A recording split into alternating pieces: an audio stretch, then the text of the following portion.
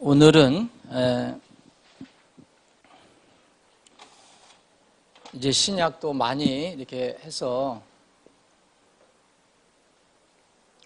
7장 20.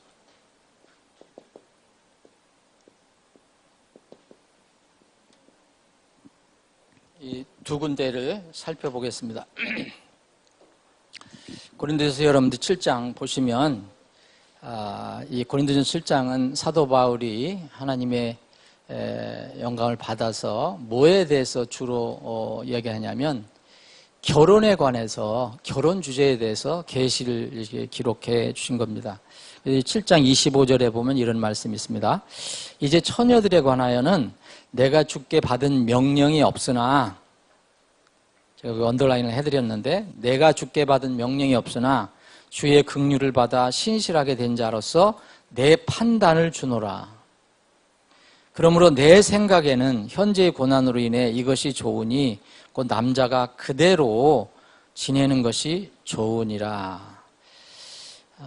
이 말씀에서 오늘은 결혼의 주제를 얘기하는 게 아니고 이 말씀에서 내가 주께 받은 명령이 없으나 그런 얘기를 바울 사도가 했고요. 그래서 내 판단을 너희들에게 알려준다. 그래서 내 생각에는 이제 이렇게 하는 게 좋다. 당시 이제 굉장히 고난이 심했어요. 그래서 고난이 심하니까 그 결혼에 대해서 너무 이렇게 신경 쓰지 말고 자연스럽게 지내면 좋겠다. 그런 얘기를 이제 해준 거예요. 그래서 이 근거를 가지고 내가 주께 받은 명령이 없다. 내 판단을 얘기한다. 내 생각을 얘기한다. 이런 구절을 보고 사도 바울이 왜 하나님의 명령을 기록한 거 아니고 자신의 생각을 기록했냐. 그러면 이 성경은 하나님의 영감으로 주신 것이라고 했는데 이건 맞지 않는 거 아니냐. 그래서 이게 모든 성경이 다 하나님의 영감으로 된 것은 아니지 않냐라고 이렇게 주장한 사람들이 있는 겁니다. 그래서 그 부분을 살펴보겠습니다. 간단해. 이게 기록해 놓은 것처럼 내용이 간단합니다. 자, 이것을 잘 생각해 보시면 이제 우리가 먼저 성경 전체에 대해서 이렇게 디모데후서 3장 16절에 보면 모든 성경 기록, 모든 성경에서 여기서는 all scripture 그래서 어떤 성경은 영감된 거고 어떤 성경은 영감이 안 된 게 아니고 모든 성경 기록은 하나님의 영감으로 주신 것으로 그렇게 되어 있거든요. 그래서 하나님께서 미리 선포하신 건 뭐냐면 모든 성경에 이렇게 기록되어 있는 것은 다 하나님께서 영감으로 주셔서 기록하게 하신 것이라는 겁니다. 그래서 이것을 잘 생각해 보면 바울 사도가 이제 편지를 써서 고린도 교회에 보낼 때에 그때 당시 내 생각에는 지금 이렇다. 내 판단으로는 이렇다. 이렇게 기록됐어도 그때 자신의 하나님의 도우심이라 하나님의 이렇게 감화 감동이 아니고 자기 개인의 생각, 하나님의 생각과 동떨어진 그런 자기 개인 생각으로 기록한 것은 아니라는 겁니다. 왜냐하면 바울 사도가 이때 이렇게 이렇게 말한 이유가 있어요.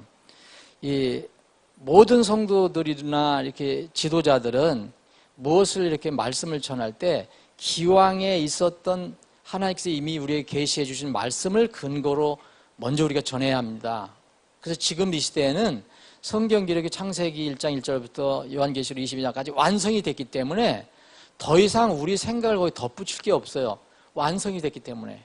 그래서 지금 이 시대에 우리는 그냥 기록된 말씀을 가지고 우리가 말씀을 나누고 그걸 기준으로 삼으면 됩니다. 근데 당시 바울 사도가 고린도 전서를 썼을 때는 구약만 있었어요. 구약은 계시가 돼 있었고 신약도 이제 막 이렇게 조금 써지는 단계에 있었어요. 많은 성경이 아직 신약에 다 기록이 안 됐어요. 그때 그 당시에 얘기한 거예요. 그러니까 바울 사도가 이렇게 쓰는 것도 하나님의 감동으로 돼서 벌써 성경이 되는 거예요. 우리가 지금 이게 고린도 전서에 이게. 그 당시에 바울 사도가 이렇게 썼을 때는 뭐냐면 전에 구약에서 우리가 그 기준으로 삼을 만한 아직 그 말씀은 없다. 그런데 성경은 지금 계속 하나님께서 계시를 해주잖아요. 그래서 바울 사도를 통해서 다시 계시를 주신 겁니다. 그걸 바울 사도는 전에 의해서 내가 이렇게 기준을 삼을 만한 계시, 이미 기록된 것은 없지만 하나님께서 감화 감동시켜 주셔서 이렇게 기록하게 한 것이라는 겁니다. 바로 그런 뜻으로 내가 주께 받은 명령이 없으나 그런 거예요. 이제까지 내가 이거 편지를 쓸 때는 전에 기준들 만한 구약 이스라엘 성도들에게 줬거나 이런 길은 내가 찾지 못한다. 그래서 내가 판단을 말한다. 근데 그 판단을 누가 주느냐? 하나님께서 감화 감동시켜서 이렇게 쓰게 하시는 거랍니다. 그래서 이것은 우리가 지금 볼 때는 다 성령의 감화 감동을 받아서 기록하게 하신 하나님의 분명한 말씀이라는 겁니다. 여러분들 이 내용을 그렇게 이해하실 것으로 생각합니다. 그래서 바울 사도는 이 고린도전서 7장에 그렇게 얘기했지만 고린도 교회에 결혼에 대해서 질문한 사람이 있어서 그것을 이제까지 하나님께서 어떻게 말씀하셨는가 그걸 찾아보니까 그건 없더라 이거예요. 그 결혼에 관해서 구체적으로는. 그래서 내가 여지까지 받은 명령은 없으나 내 생각이 이렇게 한다 그러면 벌써 하나님께서 그렇게 계시를 주고 계시는 거죠. 고린도전서 2장에 보면 이 7장을 쓰기 전에 2장 1절에 보면 형제들아 내가 너희에게 나아가 하나님의 증언을 너희에게 밝히 말할 때에 말이나 지혜에 뛰어난 것을 가지고 나가지 아니하였나니 그랬잖아요. 벌써 이 2장을 쓸 때도 7장을 쓰기 전에 벌써 하나님의 증언을 너희에게 밝히 말한다 그랬어요. 하나님의 증언. 그런데 그것은 말이나 지혜, 사람들의 말이나 지혜로 그렇게 나가는 게 아니다. 하나님의 지혜로 하는 거다. 그렇게 얘기를 합니다. 그 안에 벌써 이게 들어가 있는 겁니다. 4절에도 봐도 또 나의 말과 나의 복음 선포를 사람의 지혜에 유혹하는 말들로 하지 아니하고 성령과 권능을 실증함으로 하였으니 바울 사도가 내가 이렇게 지금 말한다 하지만 이것은 자기 개인 생각이 아니라 바울 사도는 성령의 감동을 받아서 하나님의 계시를 지금 그렇게 기록하고 있는 것입니다. 여기 같은 고린도전서 2장 13절에 보면 또한 우리가 그것들을 말하되 사람의 지혜가 가르치는 말로 하지 아니하고 성령님께서 가르치시는 말로 하나니 곧 영적인 것들은 영적인 것으로 비교하느니라. 그래서 이미 바울 사도는 자기가 기록하는 모든 것들이 하나님의 감화 감동, 성령의 인도하심 따라서 기록한 것이라고 그렇게 고백을 합니다. 그래서 고린도서 7장 25절에 있는 것은 전에는 이런 구체적인 사례가 없었지만 하나님의 인도하심 따라서 지금 이렇게 기록한다. 그런 뜻으로 이해하면 되는 것입니다. 당시에 성경이 완성되지 않았기 때문에 계속 이제 계시가 내려왔거든요. 그렇기 때문에 이 하나님의 말씀이라고 이렇게 받고 그것을 믿고 받는 것이 굉장히 중요했습니다. 지금도 물론 그러하지만 지금은 성경이 딱 완성이 됐기 때문에 그 성경 말씀이 거기 어떤 사람이 전하는 말씀이 성경에 있느냐 없느냐 이걸 우리가 잘 판단해야 되지만 그때 당시에는 계속 계시가 이루어지고 있었어요.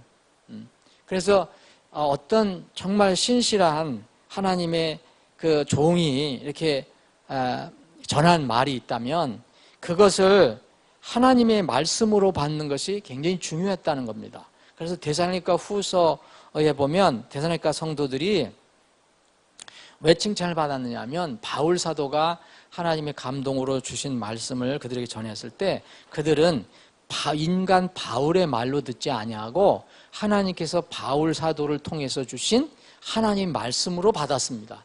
그래서 이 데살로니가 성도들은 칭찬을 받았습니다. 데살로니가 후서 2장 13절에 보면 이런 말씀이 있습니다.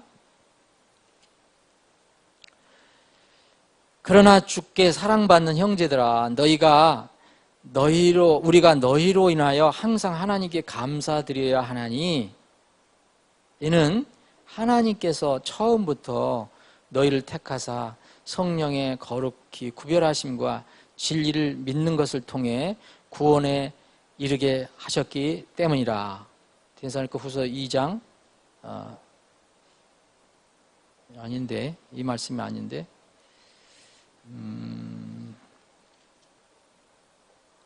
3장 1장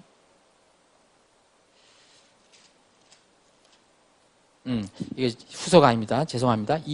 전서입니다. 전서 2장 13절 이런 까닭에 우리가 또한 하나님께 끊임없이 감사를 드림은 너희가 우리에게서 들은 하나님의 말씀을 받을 때에 사람들의 말로 받지 아니하고 하나님의 말씀으로 받았기 때문이니 진실로 그러하도다. 그 말씀이 또한 믿는 너희 안에서 효력 있게 일하느니라. 이 바울 사도가 데살로니가 교회 성도들을 참으로 가상히 여기고 칭찬해 줬던 것은 뭐냐면 그들이 전한 말씀을 사람들의 말로 받지 않고 하나님 말씀으로 받았다는 것입니다. 사도 베드로도 이제 바울 사도가 쓴 글이 다 하나님께서 주신 하나님 말씀이다라고 이렇게 나중에 고백을 하는 게 나옵니다. 베드로후서 3장에 보면 그러므로 사랑하는 자들아 너희가 이런 것들을 기다리나니 점도 없고 흠도 없이 화평 중에 그분을 발견되기를 힘쓰라. 또 우리 주의 오래 참으심이 구원인 줄로 여기라. 심지어 우리가 사랑하는 형제 바울도 자기가 받은 지혜대로 너희에게 이같이 썼고, 지금 저는 베드로 후서 3장 15절 읽고 있는 겁니다. 바울 사도가 어떻게 했느냐?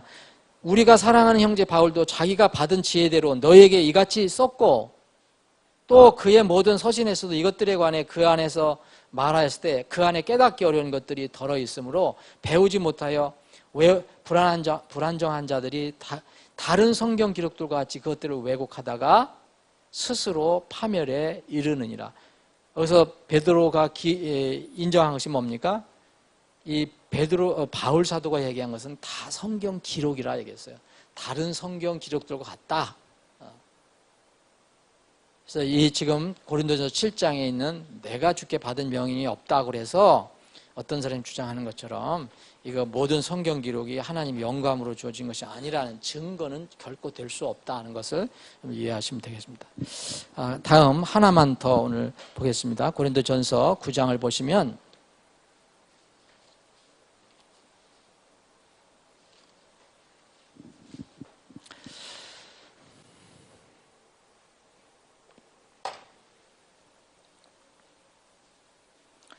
26절 보시면 여러분들에게 익숙한 구절이 거기 나와 있습니다. 그러므로 내가 이와 같이 달리되 정해진 것이 없는 것처럼 하지 아니하고 또 이와 같이 싸우되 호공을 치는 자 같이 하지 아니하며 오직 내가 내 몸을 억제하여 복종시킴은 내가 다른 사람들에게 복음을 선포한 뒤에 어떤 방법으로든 내 자신이 버림을 받지 않게 하려 함이라.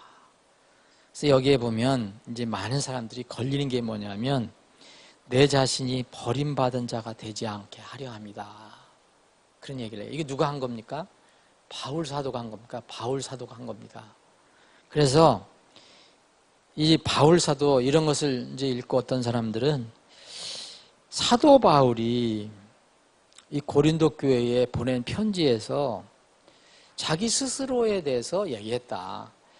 복음을 자기가 선포한 뒤에 버림받지 않기 위해서 노력을 하겠다. 지금 노력을 하고 있다. 이런 이야기를 분명히 기록했다. 그러면 사도 바울도 자기가 버림받지 않기 위해서 곧 뭔가 이걸 잃어버리지 않기 위해서 노력한다는 얘기가 아니냐.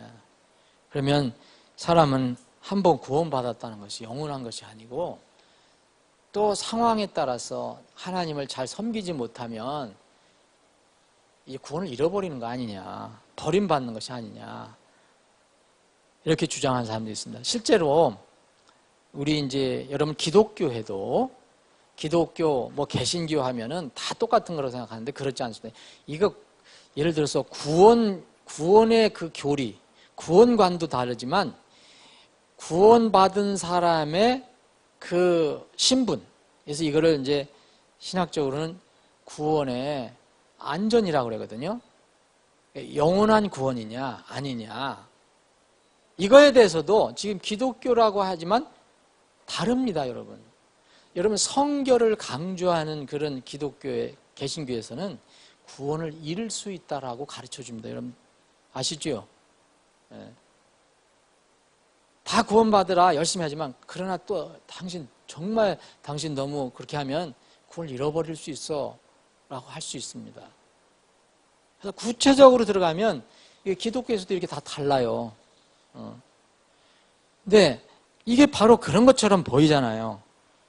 내가 이렇게 사도 바울이 구원을 못 받았다는 것은 생각할 수 없죠. 그런데 자기가 구원을 받았다고 얼마나 얘기를 많이 했습니까? 그런데 내가 몸을 억제해서 복종시키는 이유는 뭐냐? 내가 자꾸 내 육신을 쳐서 복종시키는 이유가 뭐냐?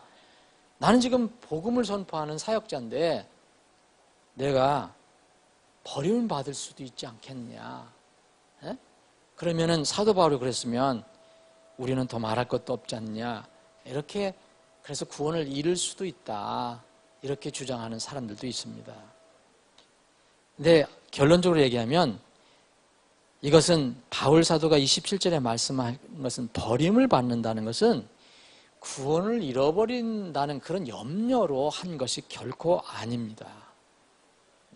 사도 바울은 누차 얘기했어요. 하나님의 감동을 받아서. 사도 바울이 쓴 에베소서 성경을 보면 에베소 2장 8절로 9절에 보면 우리가 구원을 받는 것은 선물이라고 그랬어요. 믿음을 통해 은혜로 구원을 받나니 그랬어요. 아무도 자랑하지 못한다 그랬어요. 자랑을 못한다 그랬어요. 구원받는 것은 신자들의 어떤 노력과 수고와 수년간의 어떤 이 수련이나 수도를 통해서 혹은 평생의 어떤 선한 일을 쌓아서 구원받는 게 아니고 어떤 한 순간 내가 믿음으로 하나님의 말씀을 믿고 구원을 받는 것입니다. 그러면은 성경에는 잃어버린다는 거에 대해서 두 가지가 나와요. 잃어버린다는 거. 여기 여러분들 그 자료에는 제가 정리를 안 해야 되는데 잃어버린다는 것은 두 가지가 나오는데 하나는 영혼이 잃어버리는 것을 얘기해요. 영혼. 이것은 구원을 못 받는 걸 얘기해요. 만일 사람이 온 세상을 얻고도 자기 영혼을, 자기 혼을 잃어버리면 그에게 무슨 유익이 있겠느냐. 여기서 잃어버린다는 건 뭘 얘기하는 거예요? 영혼을 얘기하는 거죠. 영혼을. 잃어버린다는 것은 영혼을 먼저 잃어버리는 것을 얘기해요. 근데 또 잃어버리는 것은 뭘 얘기하느냐면 뭘 잃어버립니까? 구원받은 사람들이 하나님께서 준비해 놓으신 보상, 리워드, 상급을 잃어버리는 것도 잃어버린다고 얘기해요. 그게 성경을 공부할 이유가 거기에 있고요. 너무 이렇게 성경 전체를 잘 살펴봐야 될 필요가 있는 거예요. 그래서 사도 바울이 왜 이렇게 얘기를 했는가? 사도 바울이 지금 여기 얘기한 것은 구원을 얘기하는 게 아니라 영혼 구원을 얘기한 게 아니라 하나님께 자기가 구원을 받고 회심하고 난 뒤에 그때 하나님으로부터 예수님으로부터 이게 사명을 받고 그때부터 일을 시작했잖아요. 그때부터 이렇게 하나님께서 준비하신 모든 그 보상, 리와드를 잃어버릴 수 있다는 가능성을 얘기한 것입니다. 근데 이 보상은요, 구원은 영혼의 구원은 절대로 몸으로 받을 수가 없어요. 뭘로 받습니까? 마음으로 받는 겁니다. 은혜로 받는 거예요. 믿음으로 받는 거예요. 근데 보상은요, 마음도 필요하지만 보상은 뭐와 연결되느냐면 몸하고 연결되는 겁니다. 분명히 아셔야 돼요. 그것만 알면 이 문제는 그렇게 어렵지 않습니다. 그런데 우리가 구원을 받을 때 은혜로 구원받는다 그랬잖아요. 그런데 행위로는 절대로 구원을 받지 못해요. 그래서 구원을 얘기할 때는, 영혼 구원을 얘기할 때는 행위는 아무 의미가 없어요. 은혜하고 믿음하고 행위는 연결이 될 수가 없어요. 그런데 성경에서는 계속 또 행위를 얘기해요. 이유는 뭐냐면 행위는 은혜와 같이 갈 수 없어요. 근데 행위는 은혜 다음에 따라가요.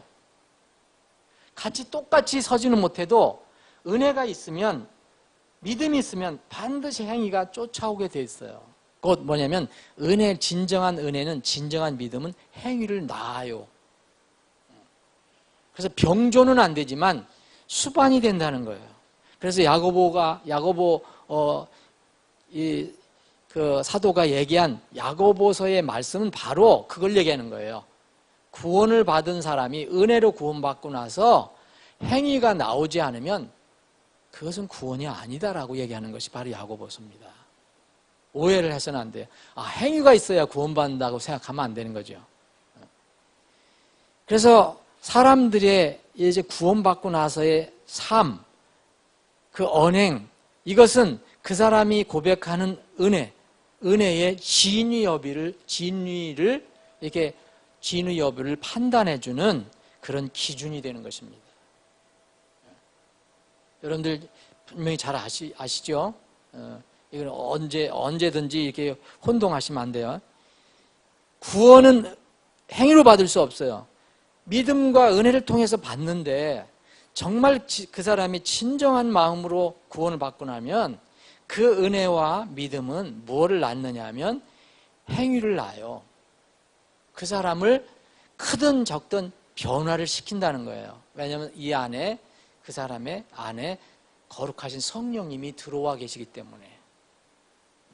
성경이 그래서 어떤 사람 거짓 선지자, 거짓 대언자, 입으로는 다 예수님 얘기하고 하나님 얘기하지만 아니라고 하는 사람들은 바로 그런 것입니다. 구원을 잃어버리는 것이 아니에요. 여기서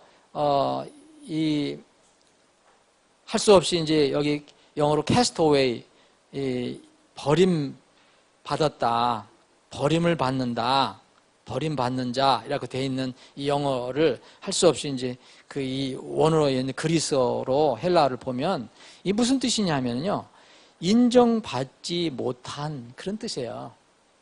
그럼 어디 가서 인정 못 받는 거예요, 여러분? 이거 그리스도의 심판석에 가서 인정을 못 받는 거예요. 그리스도의 심판석은 구원 여부를 판단하는 게 아니라 어떻게 구원받고 나서 그리스도를 위해 살았는가를 하나님께서, 예수님께서 평가하는 거예요. 거기서 인정을 못 받는 거예요. 구원을 인정 못 받는 게, 구원을 인정받았기 때문에 그리스도의 심판석에 서는 겁니다. 구원을 인정받지 못한 사람은 다 거기에 서지 못하고 백보자 심판에 서요. 나중에, 마지막에. 근데 여기에 섰다는 것은 구원을 인정받았다는 거예요. 근데 뭘 인정받지 못하느냐? 구원받은 후에 삶을 인정받지 못했다는 거예요. 그래서 상급 문제가 생기는 거예요. 상급.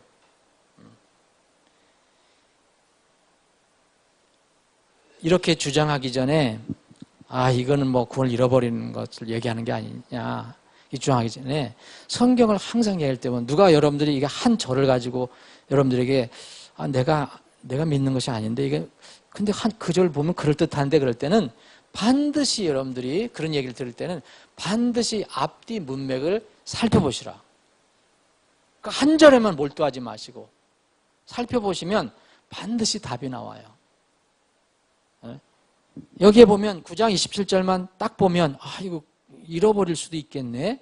그러지만은 그 앞에를 한번 보십시오. 앞에는 뭘 얘기하고 있습니까? 지금 보상을 얘기하고 있어요. 자, 이게 어디서부터 시작되는 겁니까? 그 앞에서부터 쭉 시작이 되는 거예요. 예를 들어서 16절, 내가 복음을 선포하더라도 자랑할 것이 없는 것은, 내가 구원받았고 나에게 주님께서 맡겨주셨기 때문에 나는 이거를 이제 필연적으로 해야 된다. 내 의무다. 내가 복음을 선포하지 않으면 내가 화가 있을 것이라고 그렇게 이야기를 합니다. 근데 17절 보세요. 내가 자원하여 이 일을 행하면 뭘 받는다 그랬습니까? 보상을 얻으려니와 그랬어요. 구원하고는 아무 상관이 없는 거예요. 자원하여 하지 아니한다 할지라도 복음의 분배 사역을 내가 맡았노라. 그러면 우리가 그리스도인이 돼서 보상을 생각할 때 이 바울 사도의 이 계시를 통해서 보면, 여러분, 보상은 억지로 하는 것은 보상하고 관련이 없다는 거예요. 하지 못해서 마음도 없는 거, 억지로 남 눈을 보고 하는 거, 이런 건 별 상관이 없어요. 그거는 벌써 그 땅에서 다 해결이 된 거예요. 뭐였습니까? 내가 자원해서 하는 겁니다. 기쁘게, 감사해서. 이럴 때는 보상하고 연결돼요. 18절 보면 그런즉 나의 보상이 무엇이냐? 진실로 내가 복음을 선포할 때 그리스도의 복음을 값없이 선포하고 이로써 복음 안에 있는 나의 권리를 남용하지 아니하는 것 그것이로다. 쭉 얘기하잖아요. 뭘 얘기하고 있습니까? 보상. 자, 그리고 23절 내가 복음을 위하여 이것을 행함은 너희와 함께 복음에 참여하는 자가 되고자 함이라. 경주할 때 달리는 자들이 다 달릴지라도 한 사람이 상을 받을 줄을 너희가 알지 못하느냐. 너희도 상을 받도록 이와 같이 하라. 이것은 뭐냐면 그때 당시에 대회가 있었어요. 거기서 우승하는 거 월계관을 쓰는 사람을 얘기하는 거예요. 월계관을 쓰는 사람은 한 사람이다. 그걸 얘기하는 거죠. 근데 우리가 보상을 받는 것은 한 사람을 얘기하는 게 아니죠. 바울 사도는 그때 우승한 사람이 바로 상을 받기 위해서 그렇게 달리지 않느냐 얘기한 거예요. 상. 그래서 25절. 그럼 상을 받으려면 어떻게 하냐? 보상을 받으려면 이기려고 애쓰는 자마다 모든 일에서 절제하나 하나니 이는 이제 그들은 썩을 관을 얻고자 그 일을 하되 이게 바로 이제 잠시 후에 이제 우리가 요새 인천 아시안 게임이 열린다고 맨날 텔레비에 나오던데 그 사람들 하는 거 보면 맨날 그거 얻기 위해서 뭐 정말 애를 쓰더라고요. 보니까 정말 그 뉴스에 나오잖아요. 여러분 정말 절제예요. 뭐라 그러죠? 그 금메달 따려고. 그런데 금메달 썩습니다. 금메달 딴 사람도 구원 못 받으면 썩습니다. 근데 세상도 그렇게 한다 이거예요. 이기려고 애쓰는 자마다 모든 일에 절제하나니 그 선수들을 이기려고요. 밥 먹을 거 안 먹고요. 뭐 술 안 먹고 싶은 거 저기 하고 놀 거 다 안 하고요. 얼마나 애를 쓰는지 몰라요. 그 날을 위해서. 근데 이제 그들은 썩을 관을 위해서 얻고자 그 일을 하되 우리는 뭐예요? 우리는 바울 사도는요. 상급은요. 보상은 세상이 주는 상하고 틀려요. 하나님께서 주시는 상은 썩는 게 아니에요. 여러분 저는 어떤 그 상이 어떤 것인지 정확하게 잘 몰라요. 우리가 눈을 보지 못했기 때문에. 그런데 하루 받고 나서 하루 뭐 한번 뭐 잔치하고 나서 그 이튿날 가면 기분이 싹 사라지는 그런 상이 아니에요. 여러분 보상 가볍게 여기면 안 됩니다. 뭐라 하셨습니까? 우리는 썩지 아니할 관을 얻고자 하느니라. 이건 구원하고 상관없는 거예요. 구원도 영원한 거지만 보상도 영원한 겁니다. 만약 기간을 천국에 가서 심판하시고 그리스도 심판석에서 하시고 뭐 이렇게 보상을 주셨는데 너 한 일주일만 가지고 있다가 다시 반납해. 그런 보상에는 얼마나 허무하겠어요. 우리가 다 몰라요. 천국에 가서 어떻게. 그러나 분명히 천국에는 다스리는 자, 10골 다스리는 자, 뭐 몇 골 다스리는 자, 하나님께서 다 정확하게 다 보상해 준다 그랬어요. 그걸 저는 그냥 믿을 뿐이에요. 어떻게 구체적인 게 뭐냐? 몰라요, 저도. 근데 저는 하나님 말씀을 믿고 하나님의 속성, 하나님 성품을 믿어요. 그분은 거짓말 하시는 분이 아니기 때문에. 바울 사도는 그래서 이런 것을 계시를 받았기 때문에 내가 정해진 것이 없는 것처럼 막 허공을 치는 그런 삶을 사는 게 아니라 내가 분명한 목표를 가지고 이 땅에 사는 동안 내 몸을 쳐서 억제한다. 왜냐하면 보상은요 몸하고 관계되기 때문에 내 몸, 내 세상에서 이 몸을 억제하지 못하고 내 마음대로 살게 되면 그때 가서 버려지는 거예요. 뭐에서 버려져요? 보상에서. 바로 이것을 이 바울 사도는 얘기하는 것입니다. 뭐 제가 이게 다 이거 읽어보지 않지만 대략 그런 내용입니다.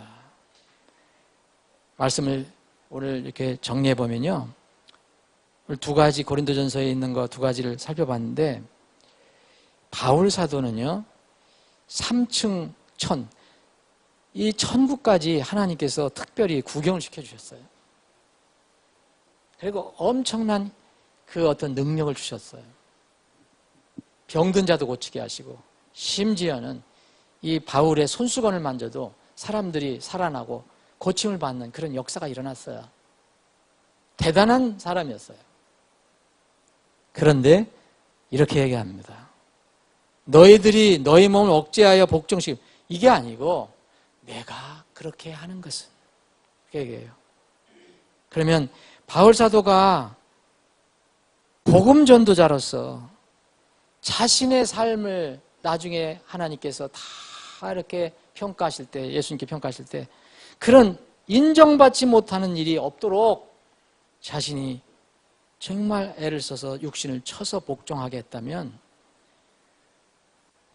우리는 바울 사도처럼 그런 능력도 없는 사람이 이 지금도 죄와 유혹이 넘치는 이 세상에서 마지막 때에 어떻게 해야 될 것인가, 얼마나 어떻게 해야 될 것인가, 그건 명확 관하하지 않아요? 그래서 깨어서 기도하고 준비해야 되는 겁니다. 지금 얼마나 사악합니까, 세상이. 이 오늘 뭐 성경 말씀이 옳으냐, 아니 잘못되냐, 맞는 것이냐 아니냐, 그걸 논하기 전에 우리는 구원받은 후에, 우리 교회 다 거의 다 구원받은 분들이에요. 입회하지 않고 방문하는 분들 외에는 내주하시는 성령께서, 우리 구원받은 후에 성령께서 오셔서 사시는데, 그때마다 성령께서 깨우쳐 주시고 찔러 주시고 말씀을 계시해 주실 때, 또 생각나게 하실 때 정말 얼마나 우리가 순종하며 살았고, 어떻게 얼마나 우리 자신을, 육신을 복종시키면서 억제하며 살았는가, 그것을 한번 자문하는 그런 기회가 됐으면 좋겠습니다. 아버지 하나님, 오늘도 저희들에게 믿음을 주셔서 이렇게 함께 모이게 하시고, 또 우리에게 믿음을 주셔서 이렇게 주님을 경배할 수 있는 기회를 허락해 주셔서 감사합니다. 이 시간 이후로 진행되는 모든 절차를 전능하신 주님의 손에 의탁합니다.